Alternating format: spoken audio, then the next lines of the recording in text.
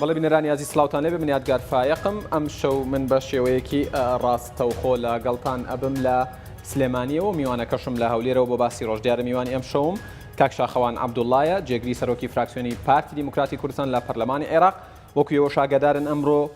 فراکسیۆنە کوردستانیەکان دانیشتنی پارلەمانی عێراقیان بایکۆت کرد چونکە هەوڵێک هەبوو بۆ ئەوەی ینی لە بەرنامەی کاری ئەمڕۆیانە ئیشێک هەوڵێک بدرێت بۆ ئەوەی سزای و پەرلەمانتارانە بدرێت بە دیاریکراوی 15 کەسیان کە دەنگیان بۆ ڕیفراندەمی سەربەخۆیی کوردستان داوە من ئەم بابەتە لەگەڵ کاک شاخەوان بڵێن گفتوگۆی لەگەڵەکەم و مەبەستیشمە لەسەر کۆمەڵێک پرسی دیکە بوەستین لەوانە گەڕانەوەی فراکسیۆنی پارتی دیموکراتی کوردستان بۆ پەرلەمانی عێراق چ کاریگەریەکێ بێ بەنیازن چی بکەن بەنیازن لەگەڵ فراکسیۆنە کوردستانیەکانی دیکە چۆن یەکدەنگ و یەک ڕەنگ سەبارەت بە پرسە استراتیژیەکان سەبارەت بە پرسە چارەنووسازەکان سەبارەت بە پشکی هەرێمی کوردستان لە بودجەی عێراق چۆن مامەڵە بکەن و چۆن یەکدەست و یەکدەنگ و یەک ڕەنگ ڕوبەڕووی مەترسیەکان ببنەوە ڕوبەڕووی سزاکان ببنەوە وارووا مەبەستیشمە لەسەرەوە قسە بکەین کە ئایا هەماهەنگی لێرە بە دوای فراکسیۆنە کوردستانیەکان لەگەڵ حکوومەتی هەرێمی کوردستان لەگەڵ پارلەمانی کوردستان بە چ میکانیزمێک و بە چ شێوەیەک دەبێت چونکە لە ڕابردوودا هەماهەنگیەکی ئێجگار لاواز لە نێوان نوێنەرانی کورد لە بەغدا و حکوومەتی هەرێمی کوردستان هەبووە لەبەرەوەی کاک شاخەوان خۆی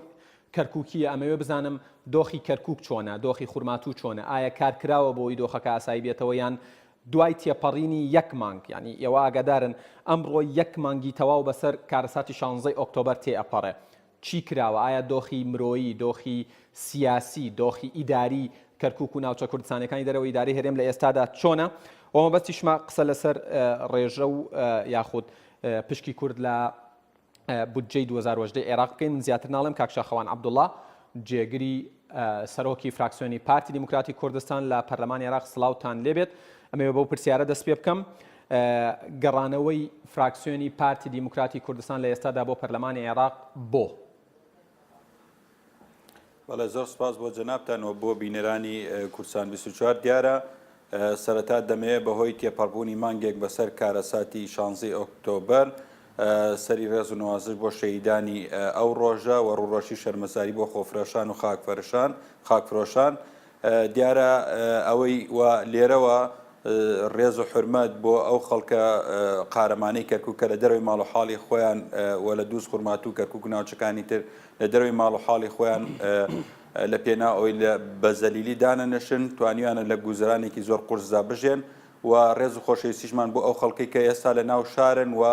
بە زۆر توانیوانە خۆیان ڕابگرن لە دۆخێکی نەهاموارە لە ژێردەسی و زەلیلی بژێن بۆیە ئەمە دۆخێکی نەخوازرا و مێدەوارین هەرچی زووە ئەم دۆخە تێپەڕێەوە دۆخی ئاسایی بگەڕێتەوە بۆ کەرکووک و بۆ ناوچەکانی تر هەرچی بابەتی فراکسیۆنی پارتی دیموکراتی کوردستانە دوێنێ لە دواکۆبوونەوەی فراکسیۆنی پارتیمان بڕیاری ئەوەماندا کە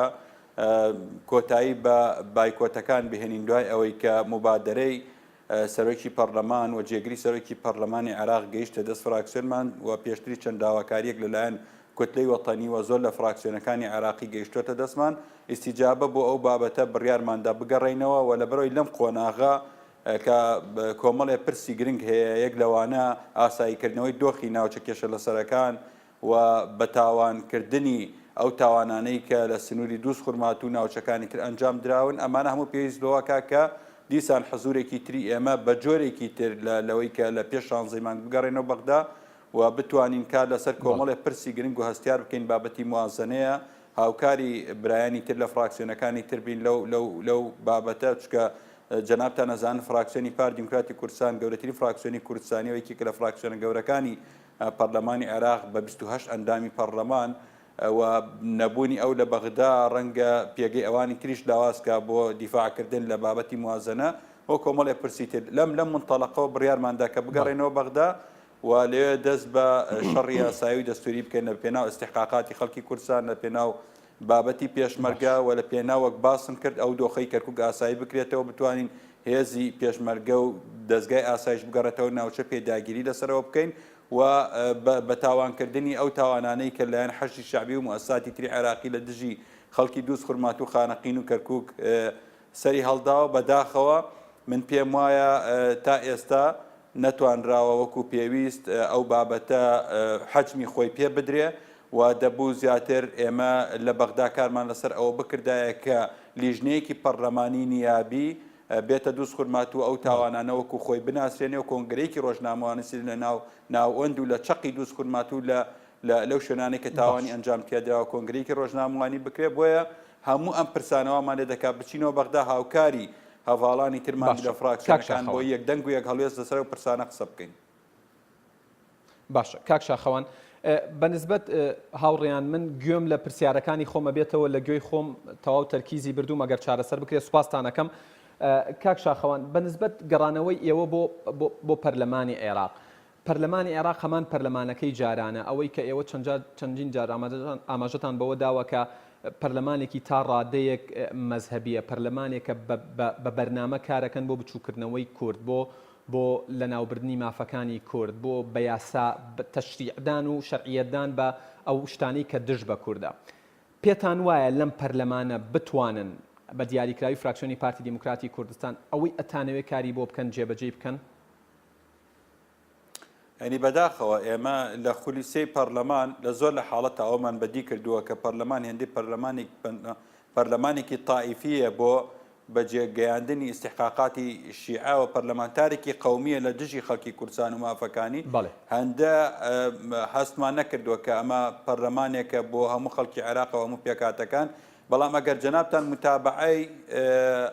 جەنابتان متابعەی ئەوەتان کرد بە بەیاننامەکەی ئێمە جەختیش لەوە دەکەینەوە کە گەڕاندەوەی ئێمە لامان کاتە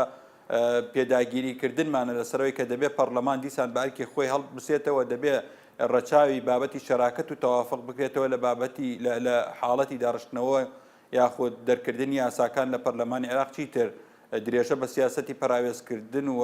منبەرێک نەبێ بۆ دژایەتیکردنی خەڵکی کوردستان ئەم بە تەواوی لە بەیاننامەکەی ئێمە کە دوێن لە سەرجەم میدیاکان بڵاو کراوەتەوە باس کراوەوە ئیشاری پێدراوە بۆیە ئێمە تەرکیز لەسەرەوە خاڵەت دەکەینەوە و ئەگەر ملاحەزەتان کردێت جەنابتان موامەرەی پارساڵی سەر کەرکووک لە 20دا کاتێککە ئەو هەموو داعش هاتە کەرکووک ئێمە 100 هاوڵاتی کەرکووک شەید و سەرۆکی پەرلەمان هات ئیدانەی دەستگا ئەمنیەکانی کەرکووکی کرد لەبەر ئەوەی کە گوندێک ئیرهابی چۆتە ناوی هاوکاریان بوونە ئیجراعات لە دژی ئەو گوندە کراوە دەستخۆشی لە دەستگا ئەمنیەکان نەکرد هەر ئەو کات درکمان کرد کە هێندەی ئەم سەرۆک پەرلەمانە پرسیارەکەی منیش لەو منتەلەقەوەیە کاک شاخەوان یعنی ئەگەر پەرلەمانێک بەم جۆرە بجوڵێتەوە یعنی ئەوە تا هەر ئەمڕۆ لە پەرلەمانی عێراق کار کراوە بۆ ئەوەی ئەوانەی کە دەنگیان بە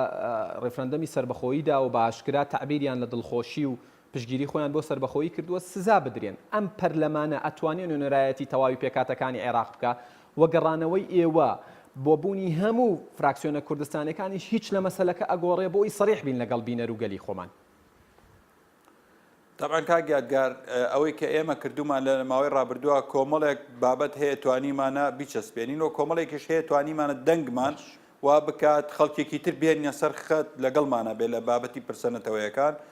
ینی بۆ نمونەتەوە ئەوەی کە کرام بە سوپاسەوە زۆر لە فراکسیۆنەکان مەسەڵەن کوتلەی بەدر ئەمڕۆ مقاتعی کردووە وەتەنیە مقاتعی کردووە لەگەڵ برایانمان لە فراکسیۆنی کوردستان قاعەکەیان بەجێهێشتەوە کوتلەی ئیسلاح قاعی بەجێ واتە لە بەرخاتری کوردەوەی گشتیانە دژ بە کورد بکرێ ئەوانش مخاتعیان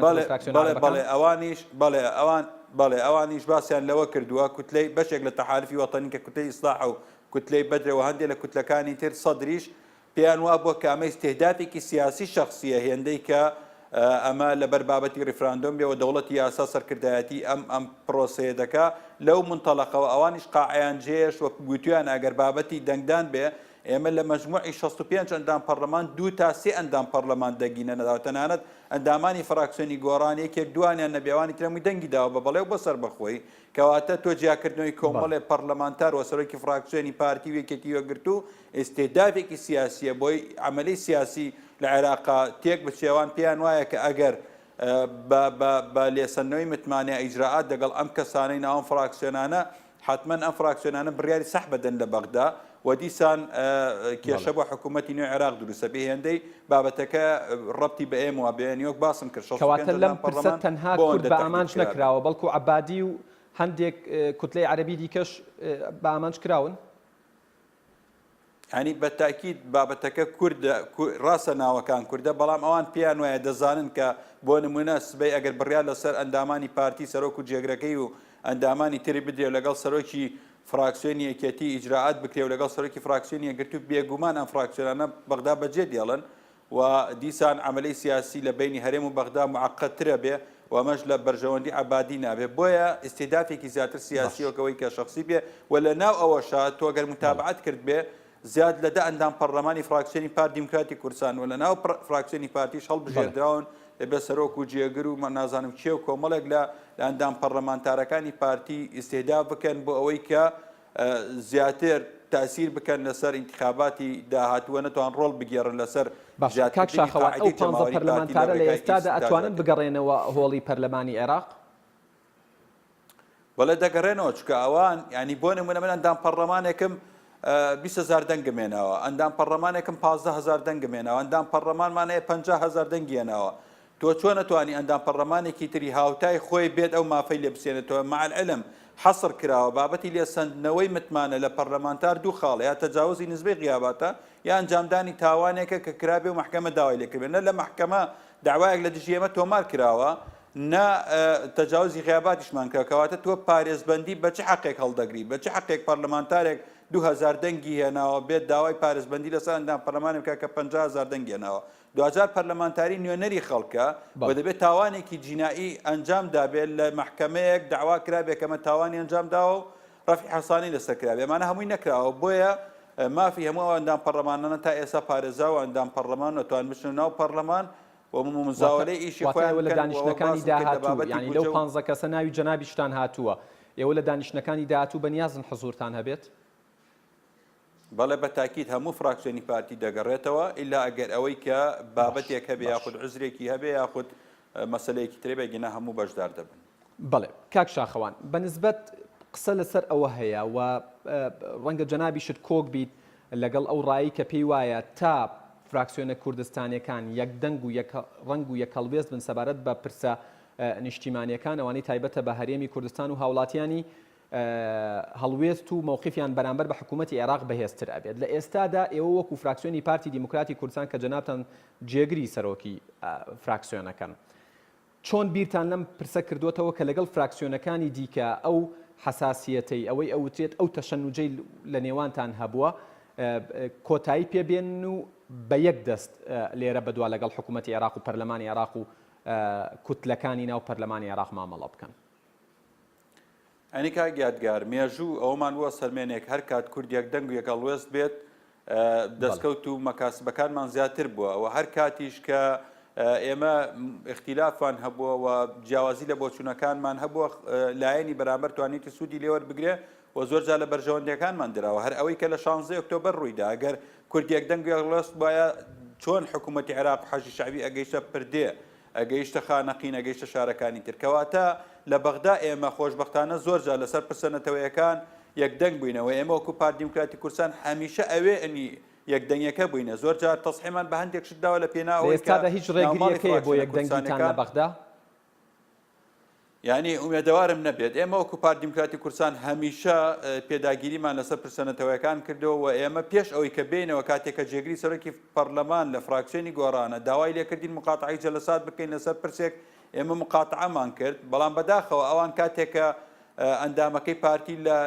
لە تەنها لە بڕێ حزوری نەبوو ئەوان لەوێ بوون ئەندامێکی خۆیان لە جێ ئەندامەکەی پارتی لە کۆمسیۆنی هەڵبژاردنەکان دەستنیشان کرد لە کاتێکا استحقاقاتی پارتی 28 کورتیە بەڵام ئێمە هەمیشە بەلامانە پۆست گرنگ نەبووە هێندەی ناوماڵی کورد کۆ بێتەوە هێندەی کورد یەک دەنگ و یەک هەڵوێست بێ بۆ ئەم قۆناغە بە تایبەتی بابەتی بوجە کە بوجەی ئەمساڵ بوجەیەکی زۆر خراپ تەخمین کراوە لەلایەن کاک شاخەوان با هەندێک لە پەرلەمانی عێراق و مەسەلەی بوجە بینە دەرەوە دواتر دێنەوە سەرباسی بوجە با بەرەو کەرکووک بچین جەنابتان وەکو نوێنەرێکی هاوڵاتیانی کەرکووک و هەموو کوردێک لە پەرلەمانی عێراق وەکو کەرکووکیەک لە ئێستادا دوای تێپەڕینی یەک مانگ بەسەر کارەساتی 16 ئۆکتۆبەر دۆخی کەرکووک چۆنە لە ڕووی سیاسی لە ڕووی ئیداری و کارگێڕی و لە ڕووی ئەمن و ئاسایشەوە؟ طبعا لە ڕووی ئەمن و ئاسایشەوە لە ماوەی 10 ساڵی ڕابردووە فەرقێکی تەواوی هەبوو لەگەڵ ئەوەی کە لە دوای 16 ئۆکتۆبەرە بەڵام لە 3 ساڵی ڕابردوو کە بە تەواوی پرۆسەی ئەمنی هەم پێشمەرگە سنوورەکانی پاراست بوو هەم ناوخۆ ئاسایشی لەبوو دەستگاکانی ئاسایش خەڵکرا نەهاتبوو لەسەر ئەوەی کەس دزی بکرێت و خەتف بکرێت. ئێستا لە ماوەی یەک هەفتەیە لە یەک گەڕەکی قادسیە کە ئێستا ڕاپەڕینی ناوە 4 سیارە دزراوە لە ماوەی 3-4 ڕۆژە، کەواتە دۆخی ئەمنی خراپە، دۆخێکە کە ڕۆژانە بابەتی خەتف و تەهدید و هەڕەشە و دزی هەیە لە ناو شارە، تەواو گۆڕانکاری هەیە لەگەڵ پێش 16 مانگ وە بەنسبەت کوردیشەوە دۆخی ئێستای کەرکووک جەنابتان لە لیژنەی ئاسایش و بەرگری پەرلەمانی عێراقیشن واتە لەلایەنە سەربازی و ئاسایشیەکەوە شارەزان ئەمە ئەگەڕێتەوە بۆ بۆشایی ینی ئەمنی ئاسایشی لە ناو کەرکووکیان بەمەبەست ئەکرێت یواتە شارەزانی نازانن چۆن ئیدارەی شارەکە بن لە ڕووی ئەمنیەوە یان پرسەکە و مەسەلەکە چییە؟ طبعاً کاک یادگار ئەو سنوورەی کە ئێستا بەرەڵا کراوە پێشتر هێزێکی زۆری پێشمەرگەی لیوای 1 و 2 یەکەی هەفتە یەکەی هەشتا و زۆر لە هێزەکانی حکوومەتی هەرێمی کوردستان ئەرکی پاراستنیان هەبوو. ئێستا ئەوە چۆڵ کراوە، ینی من دوێنێ معلوماتم بوات هەر لە زابۆتا دەگاتە ڕەشاد و ڕاز لەبەری ڕۆژهەڵاتی حەویجەوە بە شەو ئێساش بەدەست داعشەوەیە، کەواتە هیچ هێزێکیان نەبووە. ئەمەی لە کەرکووک کرا خۆشیان دەیانتوانی ناتوان ئەو ئەمنە کە پێشتر هەبووە لە کەرکووک بیچەسپێنن. بەڵام ئەوەی کە هەبوو بابەتەکە تەنها ئێران بوو لەگەڵ باڵێکە لە ناو یەکێتی نیشتیمانی کوردستان هەدەفەکەش نەوت بوو. ینی جگەل لە ئێران کەسری سادەی لەو پرۆسەیە نەکرد بەنسبەت عێراقەوەکو خۆیەتی بەڵکو توانیوێتی شەقی نێوان پێکاتەکانی عێراق قوڵتر بکاتە، پێکاتەکان زیاتر لەکدا بڕێ. پێشتر جۆرە لێک نزیبوونی لە نێوان کورد و پێکاتەکانی تر هەبوو بەهاتنیان بۆ کەرکووک ئەو دۆخە تێکچوو، بەهاتنیان بۆ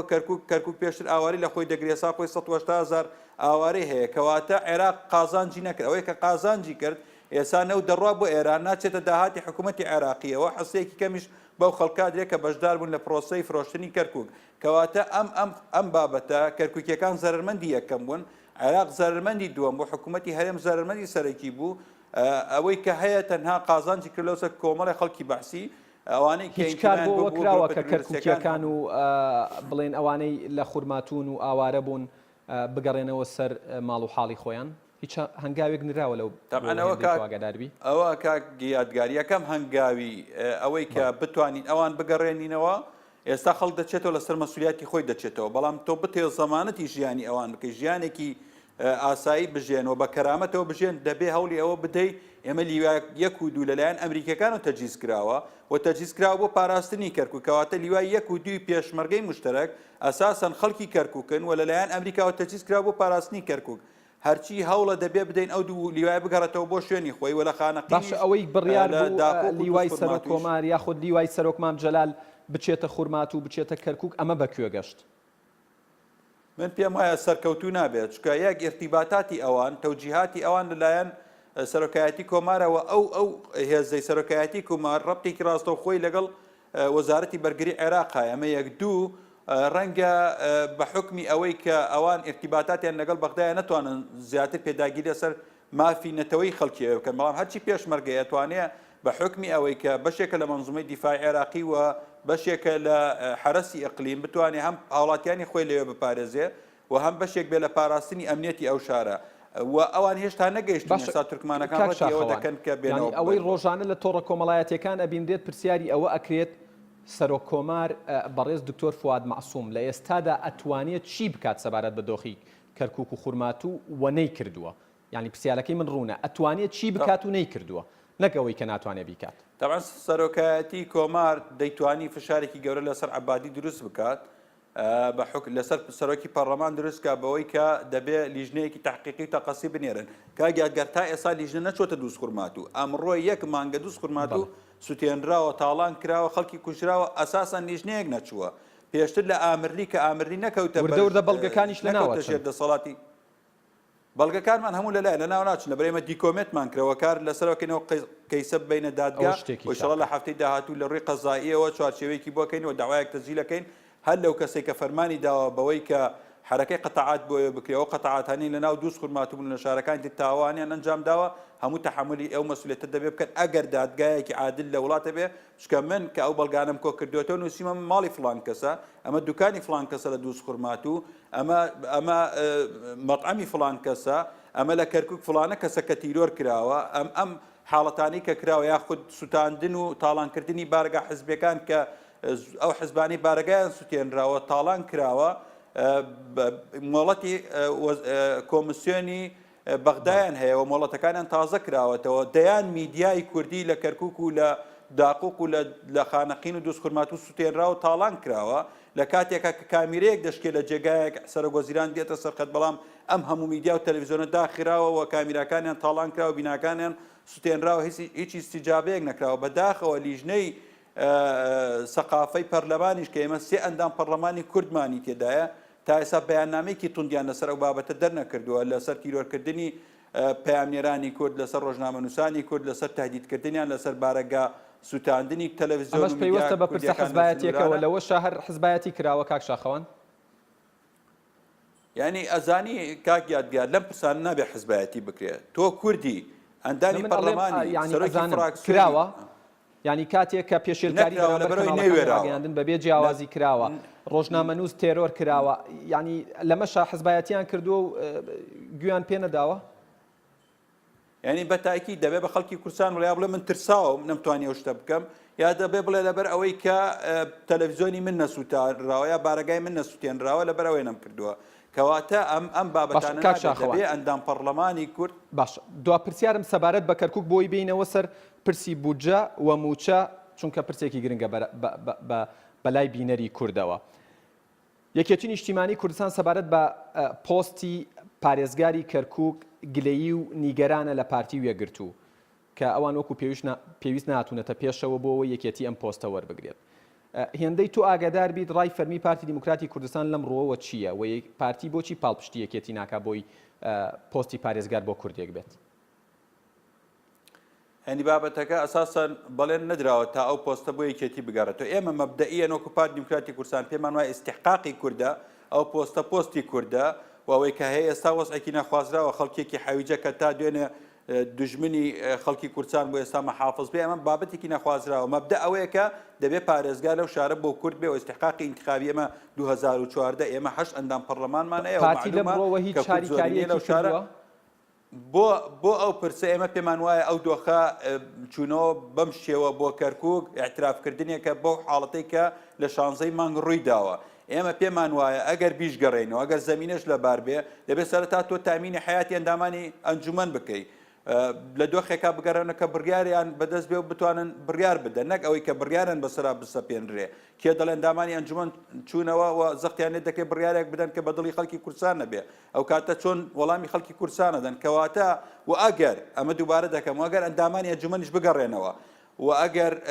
ئەو پۆستە بۆ کوردیش گەڕاوە ئەگەر لە ناو کوردیشا بەرێکێتی نیشتیمانی کوردستان کەوتەوە دڵنیا بە ئێمە دەنگ بە کەسێک نادەین بەشدار بوو بێ لە پلانەکەی 16 ئۆکتۆبرە ئەگەر یەکێتی نیشتیمانی کوردستانیش بێت دەبێت ئەندامێک بێنن واتە پارتی دیموکراتی کوردستان تەحەفوزی لەسەر ئەو کاندیدەی یەکێتی نیشتیمانی کوردستان هەیە بەبێ ناوهێنانی تا ئێستا هیچ کاندیدێکی فەرمی نەبووە هەر کاندیدێک بەشداری لە پلانەکەی ڕۆژی 16 ئۆکتۆبەر کرابێ بەلای ئێمە وەکو پارتی دیموکراتی کوردستان دەنگی پێ نادەین و هەر ئەندامێکی ئێمە دەنگی پێ بدا خیانەتی کرەوە بەشدارە لە وەزعی کە کراوە لە کەرکووک کاک شاخەوان دوێنێ حەیدەر عەبادی سەرۆکوەزیران لە فەیسبووکی خۆی ڕایگەیاندووە داوا لە هەرێمی کوردستان ئەکەم بگەڕێنەوە بۆ سنووری 2003 و ئێمە تا ئەبەد چاوەڕێی ئەم هەنگاوی ئێوە ناکەین تۆ وەکو پەرلەمانتارێک و نوێنەری کورد کۆمنتت لەسەر ئەم قسەی حەیدەر عەبادی چییە؟ من پێم وایە ئەگەر بەڕێز حەیدەر عەبادی بەردەوام بێ لەسەر ئەم زمانە حتمەن وەڵامدانەوەی ئەم زمانەش زمانی هاوتای زمانەکەی ئەو دەبێ ئەو بچێتەوە بە عەقڵی خۆیان بچێتەوە بە زمانی منطق قسە بکات ئەوان خۆیان تاقی کردەوە ئەگەر بۆیان بکرایە لە 17 و 18 مانگ ئەو تهدید و هەڕەشەی عەبادیان جێبەجێ کرد بەڵام مقاومەی خەڵکی کوردستان لە پردێ و لە سەحێلا لە زومار لە ناوچەکان لە مەخموور ستۆپێکی بەوان کرد و ئێستا هەموو دنیا لەسەر خەتە بۆ ئەوەی کە بابەتەکە بە شێوەیەکی دیبلۆماسیانە حەل بکرێ و بەبێ ئەوەی بگەڕێنەوە بۆ زمانی هەڕەشە و گۆڕەشە دەبێ بەڕێز عەبادی ئیتر کاک شاخەوان دوو پرسیارم ماوە کاتیشم زۆر کەم ماوە لەسەر بودجەی عێراق ئەو ڕێژەی بۆ کوردانراوە 12.67 دوێنێ من پەرلەمانتارێک میوانم بوو ئاماژەی بەوەدا ئەگەر 12.67 بۆ کووردا بنێن بەبێ بڕینی نەفەقاتی سیادی و حاکیمە ئێمە وەکو کوردی هیچ کێشەیەکمان نییە و پێی رازین تۆ وەکو پەرلەمانتارێک کە ئێوەی تر لێرە بە دوا شەڕەکە ئەبێ ئێوە بیکەن لە پەرلەمانی عێراق هەموو فراکسیۆنە کوردستانیەکان ئەم ڕێژەیی بۆ کوردانراوە بەمەرجێک کاک شاخەوان ینی ئەندامێکی لیژنەی دارایی لە پەرلەمانی عێراق کە عەرەبە ئاماژە بەوادا ئەڵێ زۆرینەی پەرلەمانتاران لە پەرلەمانی عێراق لەگەڵ ئاراستە و بیرکردنەوەی حەیدەر عەبادین سەبارەت بە ڕێژەی دیاریکراو بۆ کورد واتە ئایا ئەم کوردە ئەم پرسە کە کورد ئەیەوێ شەڕی لەسەرکا پرسێکی دۆڕاو نابێت کە ئەوان خۆیان یەکلا کرد بێتەوە؟ من نازانم ئەو بەڕێزە کێیە بەڵام بە پێی ساڵانی ڕابردوو هەموو جارێوا بووە نەفەقاتی حاکیم و سیادی لێدە بڕێ ئەو جادیە ١٧ تۆ دەستنیشانەکە پاریش ئەو تەوەجوها هەبوو بۆ ئەوەی کە بکرێ بە ١١ ڕێمان لێگرت و ئەم ساڵیش تەواوی فراکسیۆنەکە متتەفقین لەسەر ئەوەی کە ئەگەر ئەوان ڕێژەی ئێمە کەم بکەنەوە بۆ ١١ ئەوە ئێمە بایکۆتی دانیشتنەکان ڕەنگە بڕیاری ئینسیحاب بدەین لە پەرلەمانی عێراق. کەواتە بژاردەی کشانەوە لە پرۆسەی و ئەمەلیەی سیاسی عێراق بژاردەیەکی کراوە و ئەگەرێکی بەهێزە بەنسبەت کوردەوە زۆر بە کوردی. بەڵێ بێگومان چونکە خەڵکی کورسان تەفویزی ئەمە نەکردووە کە ببین سازش لەسەر ڕێژەی خەڵکی کورسان بکەین کە ئەو ڕێژەیە بەلای ئێمە زیاترە لەوە بەڵام کە ١٧ معمول بووە قبول ناکەین لەو ڕێژەیە کەمتر بکرێتەوە و بێگومان سەرجەم فراکسیۆنە کورسانەکان لەسەر ئەم پرسە هاوڕا و متتەفقین و چەند ڕۆژی ڕابردووش بینیمان سەرجەم فراکسیۆنەکان لەسەر ئەم پرسە بەیاننامەی خۆیان هەبووە و متتەفقین لەسەرەوەی ئەوە قبول ناکەم. بەڵێ کاک شاخەوان عەبدوڵڵا جێگری سەرۆکی فراکسیۆنی پارتی دیموکراتی کوردستان لە پەرلەمانی عێراق سوپاس بۆ زانیاریەکانت سوپاس بۆ کاتەی بە ئێمەت باش. زۆر سوپاس بۆ جەناب. بەڵێ بینەرانی ئەزیز باسی ڕۆژ کۆتایی هات ڕێزی یادگار فایق و ستاف ئەزیزەکەم لە سلێمانی و هەولێر تا باسی ڕۆژێکی دیکە ئێوە کوردستان بەخوای گەورە.